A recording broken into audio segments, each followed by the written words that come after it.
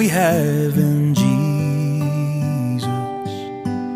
All our sins and griefs to bear. What a privilege to carry everything to God in prayer. Oh, what peace we often forfeit. Oh, what needless pain we bear. All because we do not care.